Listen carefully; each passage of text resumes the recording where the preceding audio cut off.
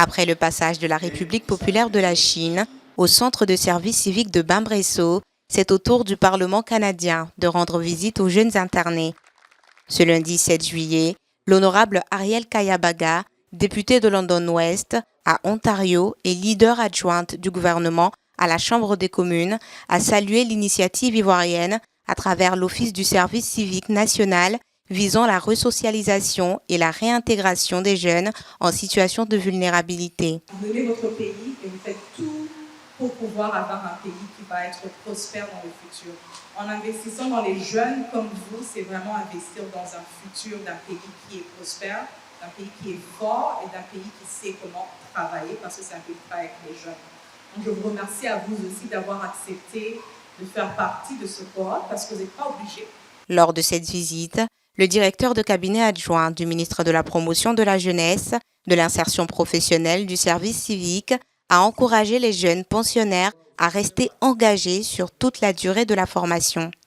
Parce qu'on s'est dit, il y a l'école qu'on fait initialement, ça peut ne pas marcher, mais on ne doit pas laisser celui pour qui ça n'a pas marché au premier coup sur le bord de la route. Il faut lui donner une autre chance. Lui donner autant de chances qu'il faut pour qu'il puisse réussir. Et c'est ce que l'État de Côte d'Ivoire fait pour vous. Donc je pense que c'est un appel qu'il faut que vous entendiez et que vous dites que ce que vous avez entamé, l'engagement que vous avez accepté en venant dans le centre de service civique ici, est une voie qui peut vous conduire vers les plus hauts sommets.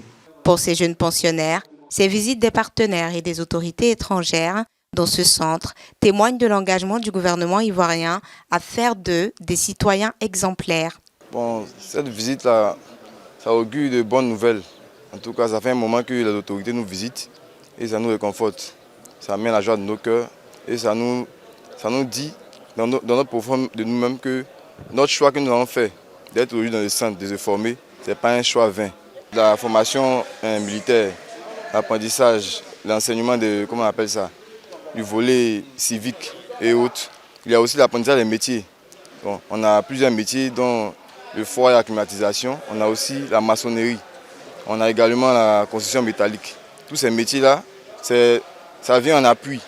Et après tout ce temps qu'on a passé ici, on suppose que la formation militaire que nous avons subie, on a pu comprendre quelque chose. Vous avez vu les témoignages. Cette visite d'immersion a permis aux partenaires canadiens de découvrir les dispositifs et les méthodes d'encadrement mis en œuvre par l'Office du service civique national, OSCN, et de s'inspirer aux besoins des bonnes pratiques ivoiriennes dans ce domaine.